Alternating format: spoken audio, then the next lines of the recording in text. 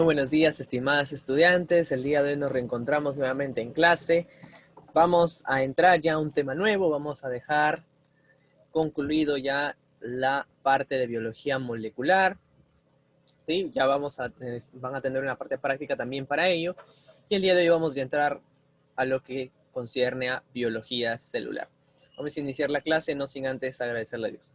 Querido Padre que estás en los cielos, gracias te damos por el maravilloso día que nos otorgas. Te pedimos que en esta mañana aquí tus hijas presentes puedan entender el tema del día de hoy. Bendícelas mucho, Padre Santo, en este camino que ellas se han trazado del aprendizaje continuo desde casa, Señor, para su formación académica. Todos estos favores te pido en el nombre de Jesús. Amén. Muy bien. Entonces vamos a iniciar la clase del día de hoy y vamos a entrar a ver el tema de teoría celular, ¿correcto? La introducción a la célula. Muy bien, para ello vamos a comprender qué es lo que vamos a realizar en todo este proceso. Y es que vamos a entender que hay ciertas discrepancias, ¿sí? Vamos a buscar estas tendencias y discrepancias con respecto a la teoría celular, ¿no? Y sus excepciones. Vamos a realizar también lo que concierne al cultivo de células madre y las implicaciones éticas en la investigación, temas más adelante. Como comprensión del tema, vamos a ver que la diferenciación pues implica la expresión de ciertos genes concretos en el genoma humano y no de otros, ¿sí? Vamos a ver que los tejidos especializados pueden desarrollarse por diferenciación celular en los organismos multicelulares de acuerdo con la teoría celular, ¿correcto? Todos los organismos están compuestos por células. Los organismos que constan de una única célula realizan todas las funciones propias y ustedes deben ser capaces de comprender todas estas funciones vitales, ¿correcto? Los organismos multicelulares ya tienen propiedades que resultan de la interacción entre sus componentes celulares y también realizan estas funciones vitales, ¿no? Como aplicación vamos a ver el uso de células madre para tratar enfermedades como la enfermedad de Stargardt y otras enfermedades, ¿sí? Vamos a cuestionar la teoría celular. Vamos también a ver los aspectos éticos relativos al uso terapéutico de ello, ¿no? Vamos a ver como habilidades experimentales, ¿sí? Vamos a emplear el uso del microscopio, vamos a ver qué microscopios tenemos a disposición, cuáles son sus estructuras, ¿correcto? Vamos a realizar cálculos de micrografías para ver el tamaño del número de aumentos, etcétera, ¿no? Eso lo vamos a ver más adelante. Muy bien, estimados estudiantes, entonces con esta breve introducción vamos a entrar ya a tallar lo que concierne a nuestro tema de estudio del día de hoy, ¿sí? Muy bien, vamos a hablar entonces acerca de la teoría celular. La teoría celular tuvo un proceso muy largo, muy largo, ¿sí? A través de la historia y para poder formularla como tal, ¿correcto? Ahora, de acuerdo con esta teoría, los organismos vivos están compuestos por células. Y hay tres postulados básicos de esta teoría, ¿sí? Tiene tres principios. Primero, que todos los seres vivos están formados por células. Los organismos unicelulares están formados por una sola célula que lleva a cabo todas las funciones vitales. Y los organismos pluricelulares pues tienen células especializadas que realizan distintas funciones formando tejidos, órganos, aparatos, sistemas y propiamente al ser individual, ¿correcto? Muy bien. ¿Qué más? ¿Cuál es el otro principio? Segundo principio de la teoría celular es que las células son las unidades más pequeñas con vida propia, ¿correcto?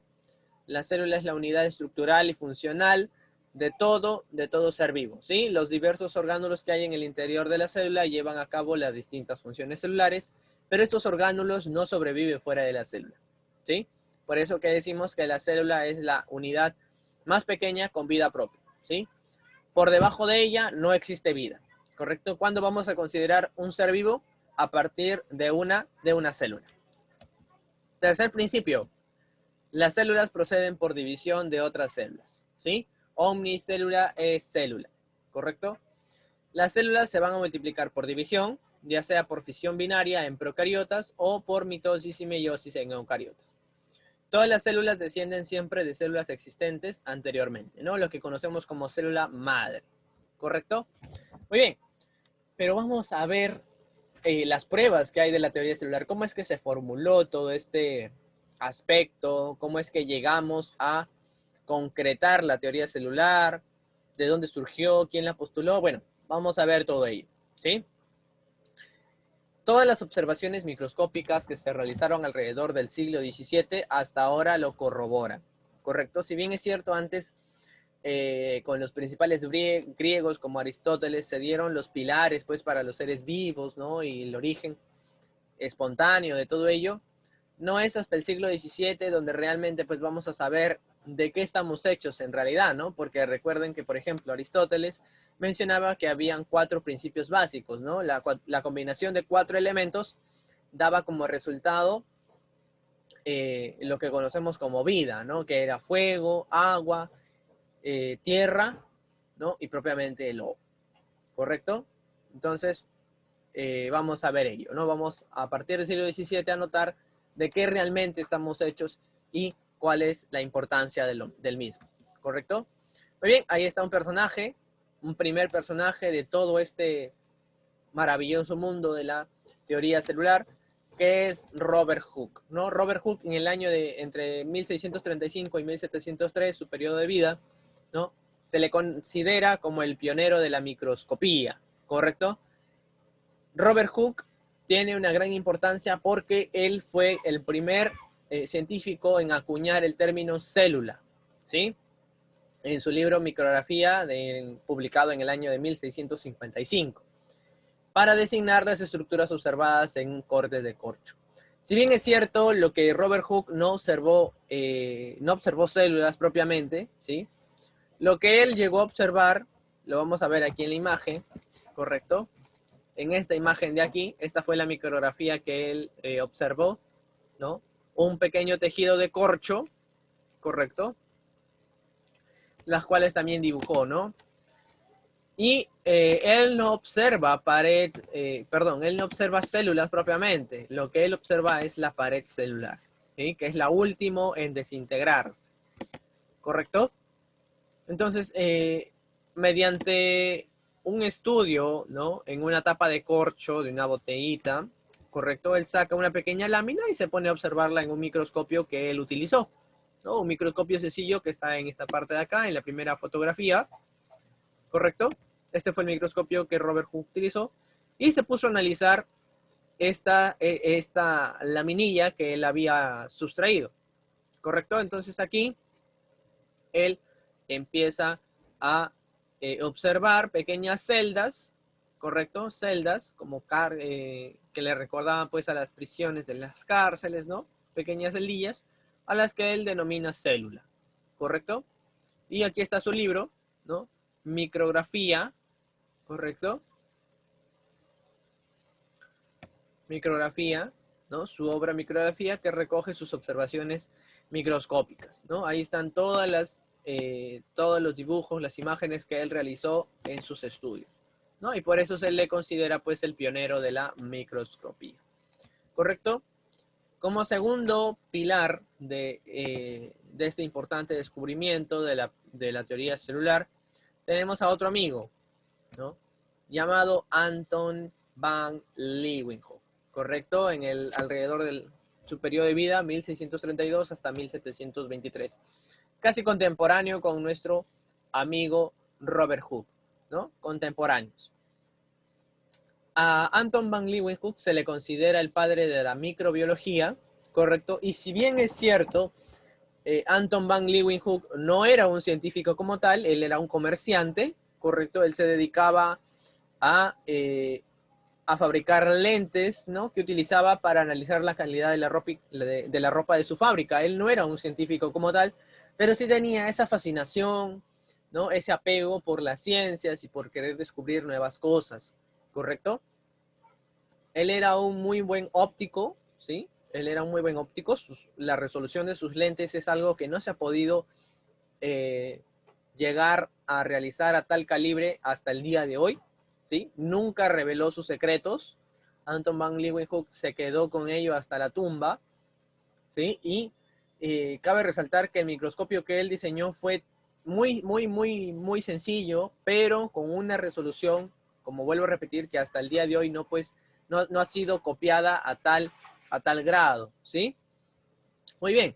Y Anton van Leeuwenhoek realiza algunas observaciones, ¿correcto? Algunas observaciones en aguas estancadas y propiamente en esperma, y observa ciertas criaturas que se movían, a las que él denomina animaculus, ¿correcto? Él denomina animaculus y él observa por primera vez bacterias, ¿no? Bacterias y numerosas ilustraciones microscópicas se pone a realizar, ¿no? Dejándolo también en un descubrimiento muy, muy importante, ¿no? Ahí propiamente lo que él observó aquí espermatozoides y bastantes tipos de bacterias, ¿no?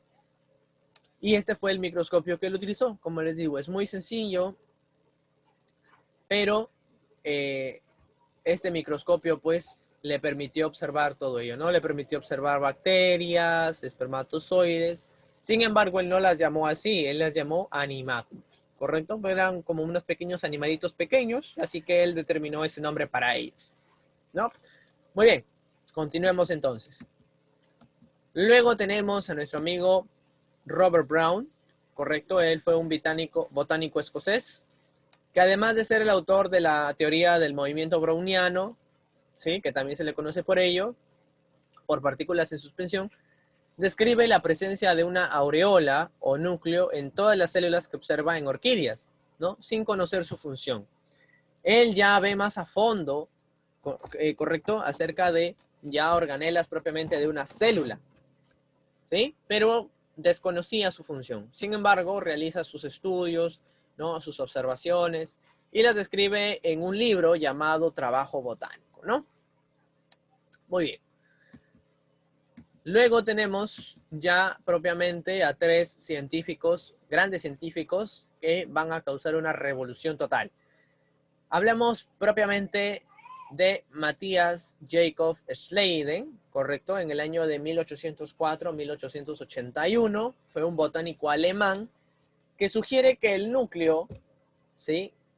Es la estructura a partir de la cual se genera la célula, ¿no? Citoblasto. Las plantas crecen porque los núcleos de las células viejas muertas generan nuevas células y la célula es la unidad estructural de los seres vivos. En pocas palabras, Matthias Schleiden resume dos principios básicos, ¿no? Que las células proceden de otras y que las células es la unidad estructural y funcional de todo ser vivo, ¿no? Dos principios básicos de la teoría celular. Luego aparece nuestro amigo Theodor Schwann, ¿correcto? También alemán, pero él era un fisiólogo alemán, que extiende la teoría celular al mundo animal, ¿sí? Porque Schleiden pues había resumido ello, pero desde un aspecto biológico del reino animal, ¿no? Un aspecto botánico. Entonces Schwann lo extiende a la teoría, esta teoría al mundo animal, y adelanta que en el interior de las células tiene lugar el metabolismo, que era una serie de reacciones químicas, ¿no? De cambios químicos, ¿correcto? Y por último tenemos a nuestro amigo Rudolf Virchow, ¿correcto? Él era un médico patólogo alemán, ¿sí? Todos son alemanes, si han podido observar.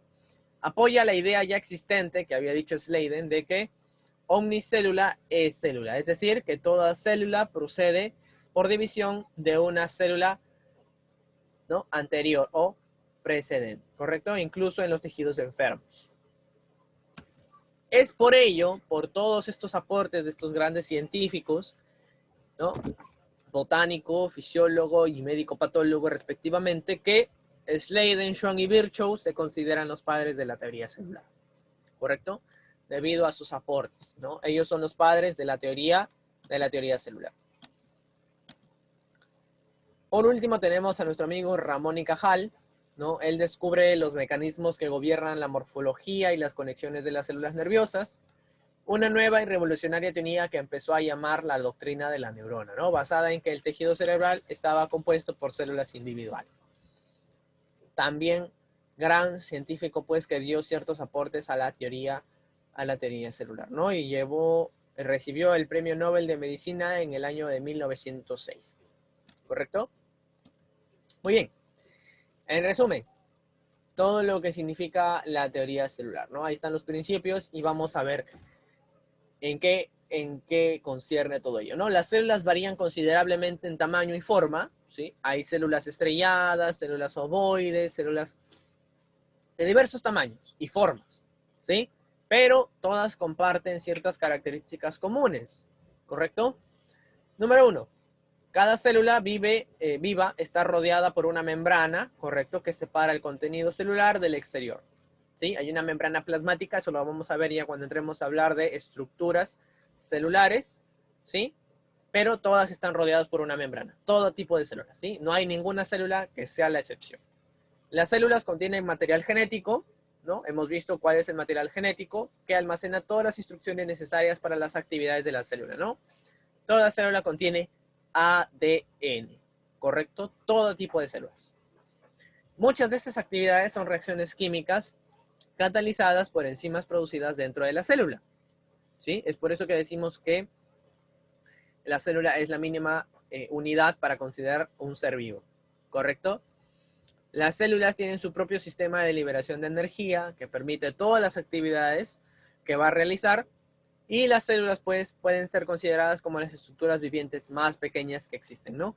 Nada más pequeño que ello, que la célula puede sobrevivir, ¿correcto? Muy bien, estimados estudiantes, entonces vamos a continuar un poquito viendo ya para cerrar el tema con las excepciones de la teoría celular, ¿correcto?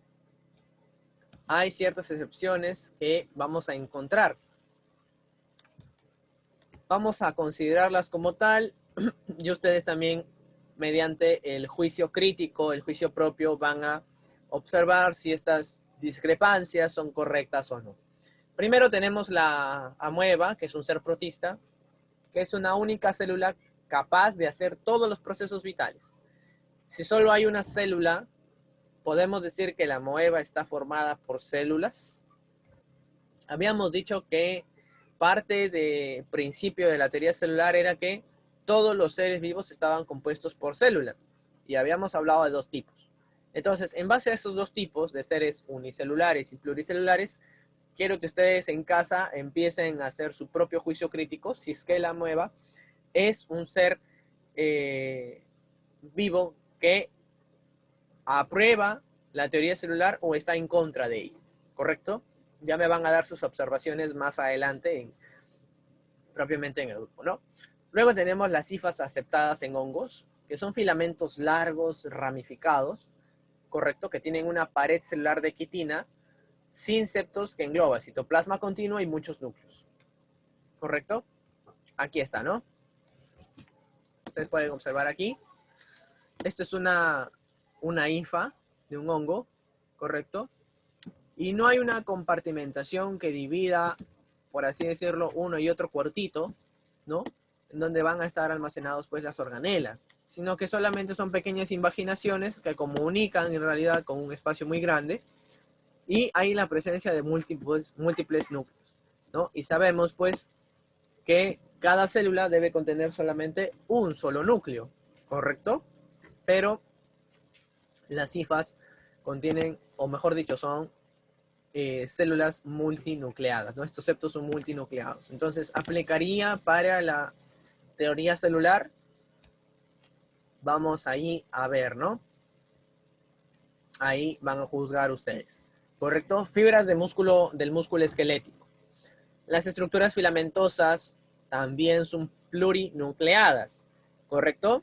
Son muy largas y estamos hablando de un tamaño de 300 milímetros que equivalen pues a 30 centímetros. ¿Correcto? Es una célula súper grande, ¿sí? Y estamos hablando pues justamente de las fibras musculares, ¿sí? Que conforman el músculo propiamente, ¿correcto? Entonces, si hemos dicho que la célula es la mínima unidad estructural, ¿no? La más pequeña que existe, ¿cómo podríamos explicar entonces el tamaño de las fibras musculares? ¿Sí? Allí quiero que ustedes hagan este pensamiento crítico, ¿no? Y me pasen sus reflexiones, ¿correcto? Vamos a continuar con ello. Vamos a continuar. Tenemos a los virus, ¿sí? Los virus. ¿Son seres vivos o no son seres vivos? ¿Son células o no son células? Los virus, ¿sí? Vamos a destacar ciertas características de ellos. Es que solo se pueden reproducir cuando toman el control de una célula huésped, ¿ya? Cabe resaltar que los virus no están compuestos por células. Ojo, no están compuestos por células, ¿sí? Y por ello, justamente hay cierto debate de que si pueden realizar funciones, se pueden considerar como seres vivos, ¿ya? Pero los virus de por sí, o sea, sí solos, no pueden realizar ninguna de las funciones vitales, sino que tienen que invadir a una célula, utilizar sus órganos celulares para sobrevivir, ¿no? Ahora, ¿por qué es que hay este debate si es que no están compuestos por células? Justamente porque hay ciertos virus llamados virófagos, que son partículas que se alimentan de otros virus, ¿ya? Los virófagos son virus que se alimentan de otros virus. Por esta razón es que se apoya la idea, ¿no?, de que los virus son seres vivos, ¿sí? Porque recordemos que la nutrición, ¿no?, es parte de una función vital, que la vamos a ver más adelante. Por esta razón, los virófagos apoyan esta teoría, ¿no?, esta existencia, esta idea. Van a tener ustedes un trabajo que realizar para determinar si realmente, pues, un virus es o no es un ser vivo, ¿correcto? Luego tenemos una alga gigante llamada Aceteballura mediterránea, ¿sí?, con 100 milímetros de longitud. Tiene un solo núcleo, ¿correcto? Aquí está el alga. Tiene un solo núcleo en la zona de los rizoides, ¿no? Esa es otro tipo de célula, ¿correcto? Muy bien. Allí algunas discrepancias, ¿no? Ustedes van a reflexionar sobre ello y me van a decir, bueno, profesor, considero que sí, que estos ejemplos no concuerdan con lo que dice la teoría celular, o en todo caso, estoy a favor de que estos sí realmente respaldan en realidad la teoría celular, ¿no? No están en contra. Pero recuerden que justamente hablamos de una teoría, ¿correcto? Una teoría. Si fuera una ley, no habrían excepciones, ¿sí? Y para que una teoría se vuelva ley, todo tiene que estar conforme, ¿no? Por así decirlo, ¿sí? Por ejemplo, como la ley de la gravedad, ¿no? Nada escapa a la ley de la gravedad, por eso es que la aceptamos como una ley, ¿correcto? En cambio, la teoría celular tiene algunas discrepancias, por eso es que solamente es una teoría, ¿sí? Muy bien. Pasemos ahora a hablar de los microscopios para ya finalizar por fin el tema, ¿sí? Y es que los microscopios pues nos permiten ver células y sus estructuras gracias a su pequeño poder de resolución. Justamente para poder hablar de la teoría celular, ustedes han notado que todos los científicos utilizaron una herramienta, y esta herramienta justamente es el microscopio, ¿sí? Es el microscopio. Y el microscopio pues amplifica nuestra visión, ¿sí? Amplifica nuestra visión para poder observar a estas pequeñas criaturas, ¿sí? A simple vista, nuestro ojo humano no nos permitiría ver, ¿sí? Entonces se han inventado diferentes tipos de microscopio, como el microscopio óptico que funciona con luz y el microscopio electrónico, ¿correcto? Que funciona pues con el choque de electrones, ¿sí? Y estos nos van a permitir observar células vegetales, que son las más grandes, ¿no?, que llegan hasta las 100 micras, células animales de tamaño de 10 micras, ¿no?, bacterias, que son seres más pequeños aún, de una micra, hasta poder observar ciertos virus como los bacteriófagos, ¿correcto?, que oscilan entre los 10 y 100 nanómetros, y moléculas grandes, ¿sí?, llamadas macromoléculas, como las proteínas, por ejemplo, ¿correcto? Muy bien. Ahora, ¿cómo funciona el microscopio? ¿Qué partes tiene que le permiten o que permiten hacer esto? Primero, hay 3 tipos de microscopio. Existen muchos más, pero vamos a hablar de los 3 más importantes. Primero tenemos el microscopio óptico, que puede llegar a los 1000 aumentos, es decir, puede aumentar tu visión, ¿no?, la resolución de la imagen hasta 1000 veces. Tenemos luego el microscopio electrónico de barrido, que lo que te permite ver son estructuras en 3D, ¿sí? Y llega pues hasta 1.000.000 de aumentos, ¿correcto? Hasta 1.000.000. Y por último tenemos al microscopio electrónico de transmisión, ¿sí? Que permite ver las estructuras internas y también tiene la misma capacidad que el del barrido, ¿no? 1.000.000 de aumentos. Pero este ya, la diferencia entre estos dos es que el de barrido es en 3D y el de transmisión permite ver las estructuras internas, ¿correcto? Muy bien, y esta es la misma imagen, ¿ah? La misma imagen, ¿sí? Que es de un paramecium, ¿correcto? Con 300x, es decir, ha sido aumentado 300 veces en los 3 tipos de microscopio, ¿correcto? Muy bien. El microscopio óptico compuesto lumínico, que es el que mayormente se usa en diferentes escuelas o laboratorios, ¿sí? Justamente por el fácil acceso que hay, consta de algunas características similares. En base al diseño van a variar algunas cositas, ¿no? Una cosita va a estar por otro lado, pero todos comparten los mismos componentes, ¿correcto? Entonces vamos a aprender de sus partes porque es un material que nos va a permitir observar lo que conocemos como células, ¿sí? Muy bien. El microscopio compuesto o sea un ocular, que es el de aquí, esta partecita de acá, que es donde nosotros vamos a depositar la vista, ¿correcto? Allí se va a depositar nuestro ojito para poder apreciar pues los diferentes tipos de células, ¿sí? Muy bien. Y tiene los objetivos, que están por acá, ¿ya? Aquí están los objetivos. Dependiendo del objetivo vamos a poder ver más y más, ¿sí? Ya vamos a hablar acerca de ello. ¿Qué más tiene? El microscopio tiene un pie, que está acá, es el que soporta todo eso, a todo el microscopio, y tiene un asa, esta de acá, también llamada brazo, ¿correcto? Por esta asa o por este brazo vamos a coger al microscopio y lo vamos a poder transportar, ¿no? Y soporta, ¿no? Soporta todo el peso superior del microscopio y conecta, ¿no? Conecta el ocular y los objetivos con la parte inferior donde se aplica la muestra, ¿correcto? Tiene un revólver giratorio, ¿ya? Justamente tiene este nombre porque él tiene la apariencia justamente de un revólver, no es que vayan a disparar a alguien, ¿ya? ¿Qué es este? Este es el revólver. Y en este revólver están suspendidas el juego de objetivos, ¿correcto? ¿Por qué se le llama revólver? Bueno, si ustedes han visto en algunas películas, el revólver justamente tiene una especie de plaquita giratoria donde se colocan las balitas, ¿correcto? Así, más o menos así, ¿no? No se puede dibujar muy bien con esto, pero ahí, ¿no? Entonces, esta partecita de acá también tiene la misma apariencia, justamente de este balín donde se colocan las balas del revólver, ¿no? Y por eso se le colocó ese nombre.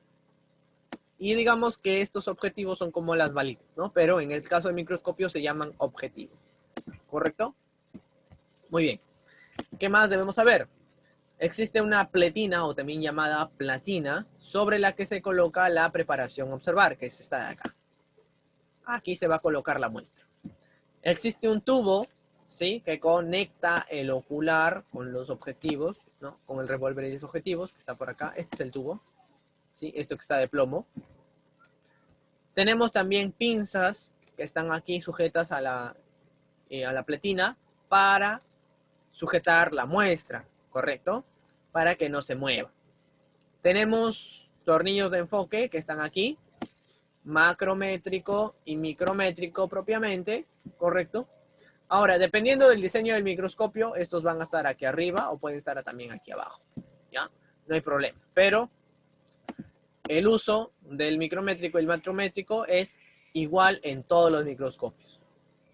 Tenemos también un sistema de iluminación, ¿ya? Que es luz, básicamente, ¿no? Este botón es el encendido de luz, que va a reflejarlo en un espejo, ¿correcto? Que lo proyecta hacia el diafragma, ¿no? Si ustedes no encienden la luz, no van a ver nada en su muestra, ¿sí? Justamente se le llama microscopio óptico compuesto o, mírenme, el nombre, lumínico.